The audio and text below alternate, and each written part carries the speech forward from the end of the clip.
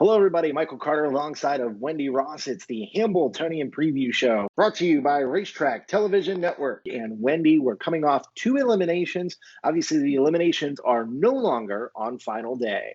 You know, Michael, and we were all excited to see how this would shake out with the eliminations being the week before and now just having the big event going for $1 million on Saturday. So I really think the eliminations were very eventful and, you know, different for different reasons and different eliminations. But I'm really excited for that final on Saturday. All right. Don't forget to check out the Meadowlands Facebook and YouTube feed. They're going to have the live feed.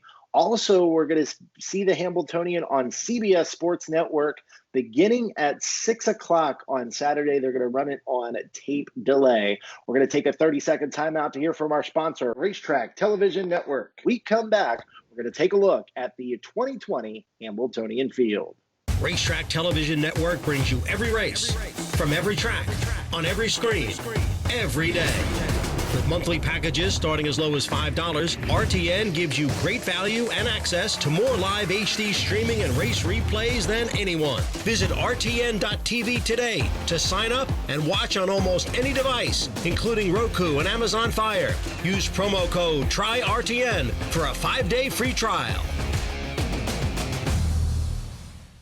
Welcome back to the Hambletonian Preview Show presented by the United States Trotting Association and Racetrack Television Network. Michael Carter alongside of Wendy Ross. And Wendy, let's take a look at the field. They'll be trotting up a storm for $1 million.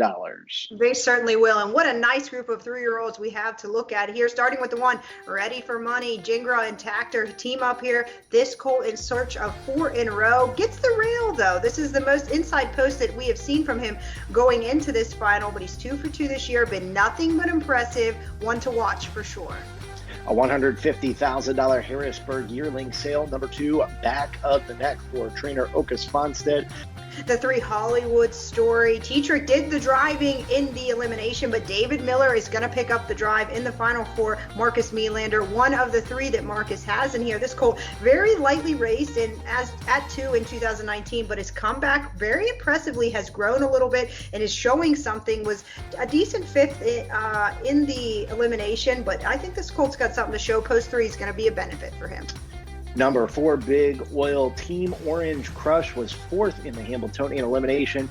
Talk about putting things together. Big Oil is rounding into form at the right time. The 5, Ramona Hill, the filly that has everybody talking going into this final. She's one of 2 of the fillies in the final, Michael. 6 of 7 last year as a 2-year-old. She's come back 2 for 3 this year. How impressive was she overcoming that road trouble in her elimination for Andy McCarthy last week? 25-4 on the end of it to get up at the light for Andy. This filly's got a big shot going in against the boys on Saturday. Number 6 is 352, and who could forget Luke Blay winning the Hambletonian last year with Forbidden Trade, taking down the big green shoe. He raced very well in his elimination. He's got a decent chance at winning the $1 million prize on Saturday. The 7, Capricornus, another one for Melander. Tetrick will be doing the driving for this colt in the final on Saturday. Put up a decent 3rd place effort from the rail in his elimination. He's winless in 5 starts this year. This colt was one of the better colts in Marcus's barn last year as a 2-year-old. He's coming back, and I think Marcus is pleased how he's come back at 3. He's going to have to bring something more and to, of course, overcome post 7 on Saturday. Number 8, Rome Pays Off. One of the bigger chances for trainer Marcus Melander. You almost have to really go back and watch the Hambletonian elimination to appreciate how big of a trip Rome Pays Off went. Last time was Park the Mile. We're going to take a look at that elimination here in a little bit, and Mateus Melander was as cool as a cucumber. I'm very anxious to see what Rome Pays Off does this Saturday. The 9, Sister Sledge, the other filly in this field taking on the boys here, post 9. Definitely a bit of a hurdle, but it's a 2nd-time steer for Sears, so we'll have to see. This filly does her best work being aggressive early. I don't see Brian taking back with $1 million on the line from post 9. I look for her to be in it early, Michael. I used her to 4th on my ticket overall. I think she's all right. She's 3 for 5 this year. She's got all the speed. Just have to see how she deals with post 9 for Sears. And number 10 is Amigo Volo. I know the connections have to be severely disappointed with how the post draw kind of shook out for Amigo Volo and trainer Nifty Norman. Was a $42,000 Lexington Select yearling purchase, has made just under $700,000 in his career. His father, Patrick Gelding, definitely anxious to see what he'll do from post number 10. That's the field for the 2020 Hambletonian final. Wendy, a lot of big storylines here, but one of them is Amigo Volo getting post number 10. Yes, and I think some of the draws will certainly affect the race where, no one's going to want to take back and they're all going to want to be in the mix early. So I think you're going to see it be pedal to the metal when the gate swings. All right, we're going to take a look at the eliminations now. Wendy, take a look at the first elimination for the $1 million Hambletonian. You see Big Oil leaving from the center with Hollywood Story. And on the outside, Beads was into the race early for Jimmy Takter as well. Yeah, you have to see, Andy Miller being aggressive there early, wanting to put Big Oil in position at, bigger odds. And then you see, Scotty Zeron with the rail horse, the favorite, back of the neck. He's 9-5. He's going to get away second here. But, he's obviously not going to want to sit there. So that's going to change things. And, considering how there was that slight movement there, but they go 27 and then they're going up the backside and get to the half in a very light 55-4.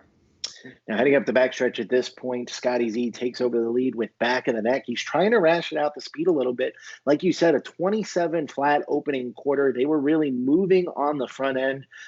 Beads never really got into a position here, Wendy. And you see Andy McCarthy sitting second over at this point. He's going to get caught behind some dull cover around the last turn. But I was interested that Okus Fonstead in third shift came to the outside when they did. That allowed Hollywood Story to get into the race.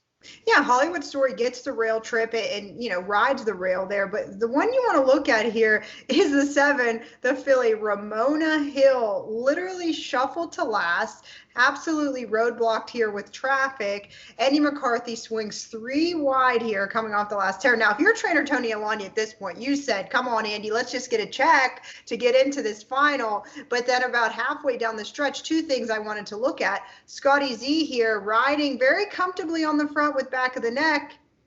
And then he starts to ask the colt just for a little bit more. But then it's like he doesn't even think that Ramona Hill is flying here on the outside with that 25-4 final quarter, Michael. One thing about Andy McCarthy, he never moved in the bike as he's home in 151-2. Wendy, obviously a very exciting first elimination. Ramona Hill was last at the top of the stretch. An unbelievable performance by Ramona Hill.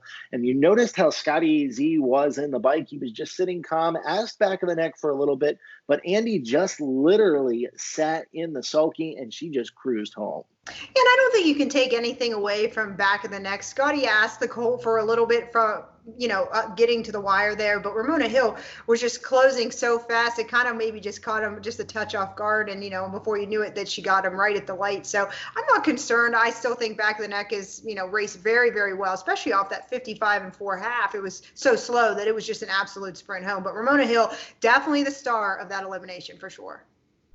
All right, let's take a look at the second elimination for the $1 million Hambletonian, and it was won by Ready for Money.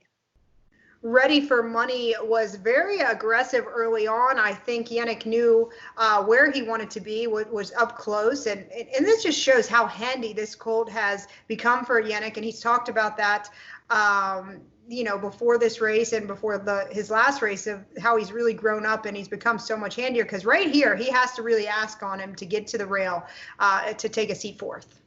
Yeah, he didn't really get into a good early position around the first turn. They were almost a quarter of a mile into the race before he finally found a seat.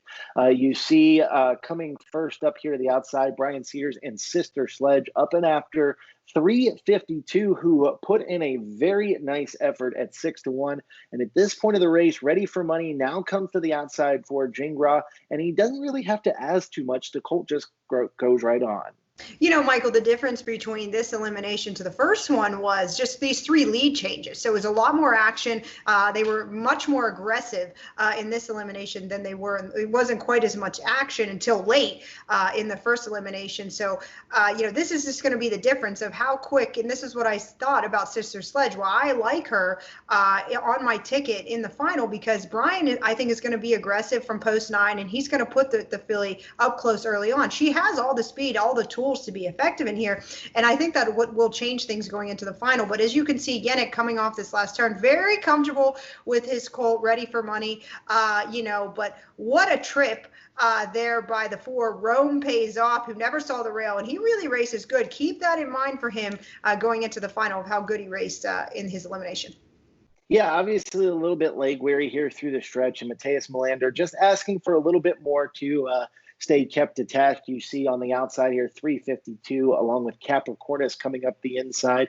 I really, really like Marcus Melander's chances with Rome Pays Off. Obviously, this might be the biggest race that Mateus Melander gets to drive in his young career. Yes, and it's so nice and so excited for Mateus, that's for sure. This year, Marcus, he has 315 to 1 shots, but I'm going to tell you what, one of those 3 could be sneaky in that final. All right, we're going to take a quick timeout. When we come back, Wendy and I will get a little competitive with our selections. You've got the Hambletonian Preview Show presented by the United States Trotting Association and Racetrack Television Network. Racetrack Television Network brings you every race, from every track, on every screen, every day.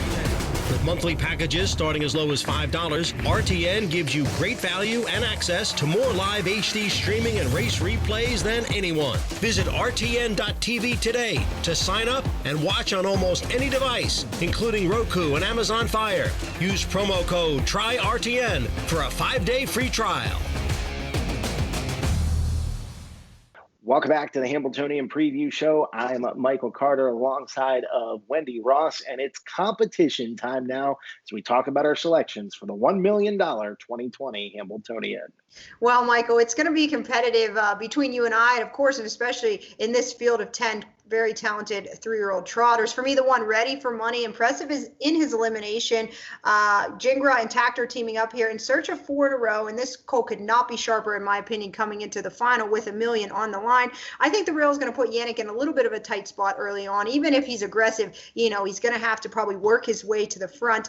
But it could set up. I like this colt with a trip effort too. So I think he's still the best in there, no matter how it's going to shake out, if he's going to be on the front or if he's going to have to grind it out. So for me, he's still the one to beat, the one ready for money.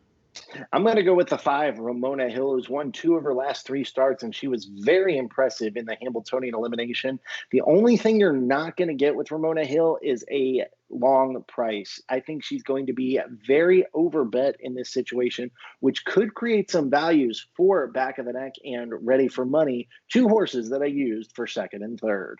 Yes, Michael, I think the cat is definitely out of the bag as far as Ramona Hill goes with that 25-4 close. The filly's very capable of beating the boys, and I think post 5 is going to put her in a spot for her to go forward early, which I don't think you're going to see that traffic trouble that we saw in her elimination. She's going to be tough, and it's going to be no surprise if she gets the win.